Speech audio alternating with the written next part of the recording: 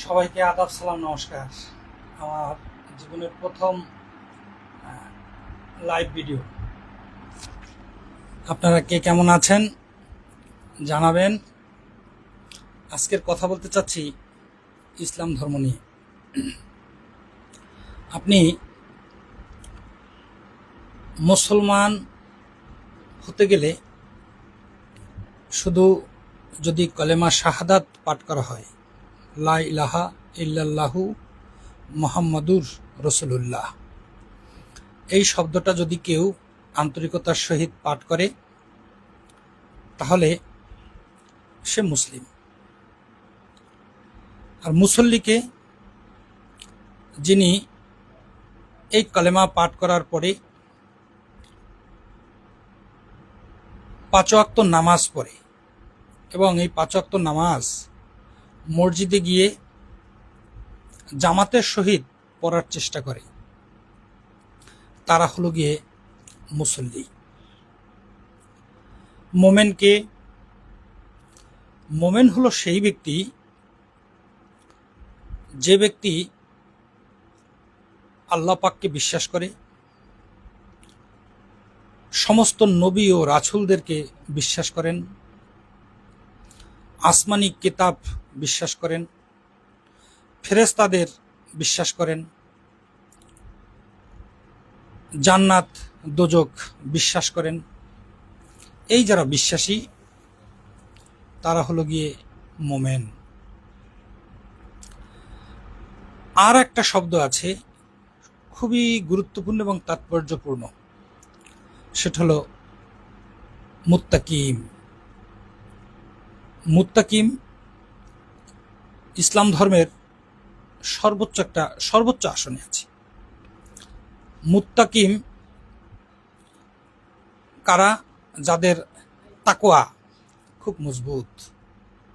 এখন তাকওয়াটা কি? তাকা হলো তাই যে আল্লাহ ভীরুতা, আল্লাহকে রাজি খুশি করা। আল্লাহ তার আসমানি কিতাব আল কোরআনে আল্লাহ নিজে যে বিধি এবং নিষেধগুলো দিয়েছেন, সেই বিধি এবং নিষেধগুলো যারা মান্য করেন, আল্লাহ যাকে হারাম বলেছেন সেই হারামকে উনি নিজের জীবনেও হারাম হিসেবেই গণ্য করেন, আর যাহা হালাল তাহাকে উনি হালালই মনে করেন। সোজা কথা, আল্লাহ ভীরুতা, আল্লাহকে ভয় পাওয়া, আল্লাহর রাজি খুশি করার জন্য তার সমস্ত কাজ, একদম ফজর থেকে ঘুমানোর আগ পর্যন্ত তার যে কাজ, এই কাজ হলো যে করেন সে হলো মুত্তাকিম। সমস্ত মুসলিম ভাই ও বোনদের কাছে আমার প্রশ্ন, এই যে 4টা ক্যাটাগরি আছে মুসলমান, আপনি শুধু কলেমা পাঠ করলেন, মুসলমান হয়ে গেলেন। আপনি 5 ওয়াক্ত নামাজ পড়লেন, আপনি মুসল্লি হয়ে গেলেন। আপনি বিভিন্ন বিষয়ে ঈমান আনলেন, আপনি মোমেন হলেন। আর আপনি যদি সত্যি সত্যি আল্লাহকে রাজি খুশি করতে চান, তাকওয়াবান হন, একদম সর্বোচ্চ স্তরে ওঠেন, তার নাম হলো মুত্তাকিম। তাহলে আপনি এই 4টা যে শ্রেণী বললাম, আপনি নিজের বুকে হাত দিয়ে আল্লাহ পাকের নামে শপথ করে বলুন তো, আপনি 4টা শ্রেণীর মধ্যে কোন শ্রেণীতে বর্তমানে অবস্থান করছেন? আমি যতটুকু ইসলাম নিয়ে পড়াশোনা করেছি, ইসলামের প্রতি মুগ্ধ হয়েছি, কিন্তু কিতাবে পড়ি, সেই জ্ঞান যখন আমার সাথে থাকে এবং আমি যখন আশেপাশের মানুষজনকে দেখি, আমি অবাক হয়ে যাই। কেন অবাক হই? হালাল রুজি ইবাদতের প্রথম শর্ত। বলুন তো কজন ব্যক্তি আছে, বুকে হাত দিয়ে একটু বলুন তো দয়া করে, যে আপনারা হালাল রুজির সাথে যুক্ত? সবার এখন টাকা লাগবে। আমি এমনও লোককে দেখেছি, মসজিদের ইমাম, সে একটা মসজিদে ইমামতি করতেন, তার তাকওয়া খুব মজবুত ছিল, সেই ভদ্রলোক শয়তানের প্ররোচনায় হোক, নিজের ভিতরের ষড়রিপুর তাড়নায় হোক, অপরের বুদ্ধিতে হোক, আর যাই হোক, সেই ভদ্রলোক ব্যাংক থেকে, এনজিও থেকে, বাইরে আত্মীয় স্বজন থেকে টাকা ধার নিয়ে, সুদে নিয়ে সে এখন সৌদি প্রবাসী। এখন বলুন, উনি সৌদিতে গিয়ে লক্ষ লক্ষ কোটি কোটি টাকা ইনকাম করলেন। সেই ইনকামের টাকা এনে ওনার বাড়ির পাশে বিশাল এক মার্বেল পাথর টাথর বসিয়ে বিশাল এক মসজিদ উনি বানালেন। উনি এলাকায় এসে দান সদকা করলেন। এখন আমার প্রশ্ন, আমি তো এত কিছু জানি না, আমার প্রশ্ন হলো, এই লোকটা তো সুদের টাকা নিয়ে বিদেশে গেল, সেখানে গিয়ে পরিশ্রম করলো, অনেক টাকা ইনকাম করলো। এখন এই টাকাটা কি ওনার বৈধ ইনকাম হবে না অবৈধ ইনকাম হবে? এটা একটু আমার জানার প্রশ্ন। আপনারা যদি কেউ এটার উত্তর আমাকে দেন, আমি দয়া করে, যেই দেবেন তার প্রতি আমি কৃতজ্ঞ থাকব। আমি শুনি সুদ খাওয়া অনেক খারাপ একটা কথা, আমার মুখ থেকে আসতেছে না, দয়া করে আমাকে মাফ করবেন। আপনারা আমার চেয়ে সবাই বিজ্ঞ, জ্ঞানী, গুণী, মহাজন। আপনারা খুব ভালো জানেন। আপনারা বলবেন, সুদ ছাড়া কজন ব্যক্তি আছেন? এই ভিডিও যারা দেখবেন, যারা সুদ খান না, সুদের সাথে যুক্ত না, দয়া করে তারা তাদের নামটা মেনশন করবেন। আমি আমার পরবর্তী প্রার্থনায় তাদের নামে আমি দোয়া করব। এবং এটুকু আমি বলতে পারি, মহান সৃষ্টিকর্তার কৃপায় আমি দোয়া করলে অনেকাংশেই সেই দোয়া কবুল হয়। এটা আমি আমার নিজের ব্যক্তি জীবনেও দেখেছি। আমার ব্যক্তি জীবনে যে কষ্ট, দুঃখ, জ্বালা, যন্ত্রণা, ব্যথা ও বেদনা, এইটা যদি অন্য যে কোনো লোকের হতো, তাহলে আমার মতো এত সুস্থির থাকতে পারতেন না। সবারই কষ্ট থাকে, আছে, থাকবে। কষ্টের অনেক ধরন থাকে। আমারটা যে কেমনতর ধরন সেটা আমি নিজেও জানি না, নিজেও বুঝি না। আমি বিশ্বাস করি, কষ্টে যাদের জীবন গড়া, তাদের আবার কষ্ট কিসের? এই কারণেই হয়তো আমি সদা হাস্যোজ্জ্বল, মিশুক প্রকৃতির মানুষ। অপরের দুঃখে আমার মনটা ব্যাকুল হয়, চোখ ছলছল করে ওঠে। সাধ্যমতো চেষ্টা করি, তবে পরমপ্রভু অসৎ পথ অবলম্বন করি না বলে আমার অর্থনৈতিক প্রবৃদ্ধি একটু কম। আমার কোনো দুঃখ নেই। আমি 3 বেলা খাবার পাচ্ছি। মহান সৃষ্টিকর্তা আমাকে সুন্দর একজন পিতা দান করেছেন। আমার জন্মদাত্রী মা যদিও নেই, কিন্তু আমার যে পরবর্তী মা এসছেন, আমার দেখা পৃথিবীর শ্রেষ্ঠতম এক ভদ্র মহিলা। ওনার যে কি যত্ন, তা ভাষায় প্রকাশ করার মতো না। আমি চিরঋণী তাদের কাছে। এবং কিছু ঋণ আছে শোধ করা যায় না, এই ঋণও কখনো কোনোদিন শোধ করা যাবে না। তো আপনারা আমার এই প্রশ্নের জবাবটা একটু দেবেন। হালাল রুজি আর হারাম রুজি, এই হালাল হারামের ব্যবধান করে, ডিফারেন্স করে কি আমরা চলি? আপনি বুকে হাত দিয়ে বলুন তো, আপনি হারাম খাচ্ছেন না হালাল খাচ্ছেন? যদি হালাল খান, সুবহানাল্লাহ বিহামদি, মাশাআল্লাহ। আর যদি আপনি হারাম খান, তাহলে আস্তাগফিরুল্লাহ, নাউজুবিল্লাহ মিন জালিক। তাহলে আপনার জন্য আমার সমব্যথা, সমবেদনা জানানো ছাড়া কিছু করার নেই। এবং আমি দোয়া করি আল্লাহ যেন আপনাকে হারাম থেকে হালাল পথে নিয়ে আসে। আপনারা প্রত্যেকে চেষ্টা করবেন, এই জীবন ক্ষণস্থায়ী, যে কোনো মুহূর্তে মারা যেতে পারে। এই আমি কথা বলতে বলতে দম বন্ধ হয়ে, হৃৎপিণ্ডের ক্রিয়া বন্ধ হয়ে মারা যেতে পারে। আপনি ভিডিওটা দেখছেন, দেখতে দেখতে মারা যেতে পারেন। কার কখন মৃত্যু হবে তার কোনো ঠিকানা নেই। মালাকুল মউত কখন যে আপনাকে এসে ডাকবেন আপনি নিজেও জানেন না, কেউই জানে না, একমাত্র সেই মহান রব্বুল আলামিন ছাড়া। তো আপনাদেরকে আমার আহ্বান, এই ভিডিওর মাধ্যমে, আমি নন মুসলিম, আপনারা অনেকেই মুসলমান, মুসল্লি, মোমেন, মুত্তাকিন, দয়া করে এমন কোনো আচরণ, এমন কোনো ব্যবহার, এমন কোনো কর্ম, এমন কোনো চিন্তাও করা যাবে না। একটা হাদিস আছে এরকম, যে ব্যক্তি বাক্য, কর্ম এবং চিন্তায় সৎ নয় সে প্রকৃতপক্ষে সৎ নয়।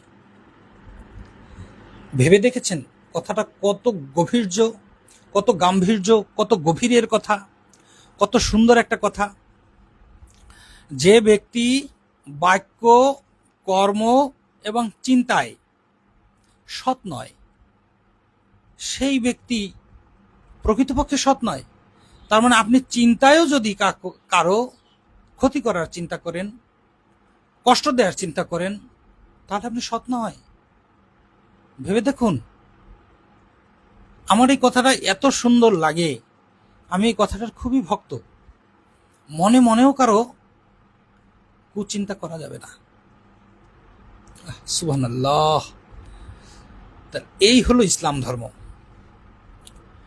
এত সুন্দর একটা ধর্ম, আপনারা এমন আচরণ করেন, যারা বিধর্মী আছে, নন মুসলিম আছে, তারা আপনাদের ধর্মকে দেখলে তাদের মনের মধ্যে কষ্ট পায়। তারা যে এই লোকটা, ইসলাম শুনলাম এত সুন্দর একটা ধর্ম, কিতাবে এত সুন্দর করে লেখা, আল কোরআন আল হাদিস যে যতটুকু জানে, নন মুসলিমরাও কিন্তু এখন হাদিস কোরআন মোটামুটি পড়ে, জানে। ইন্টারনেটের যুগ, এটা ভাইবেন না যে নন মুসলিমরা কোনো হাদিস কোরআন জানে না। না, আমি অনেক নন মুসলিমকে দেখেছি সূরা আর রহমান পড়তে।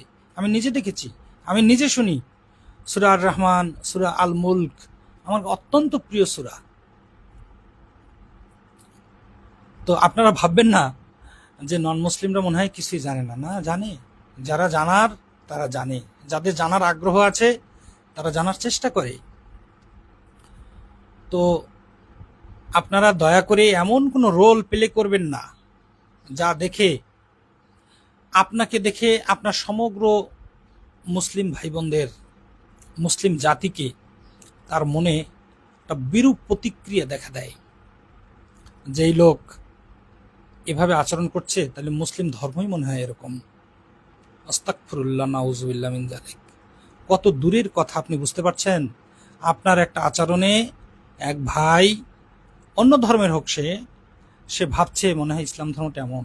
তাহলে আপনি ইসলাম ধর্মটাকে কোথায় নিয়ে গেলেন? করা যাবে না। দয়া করে এগুলো করবেন না।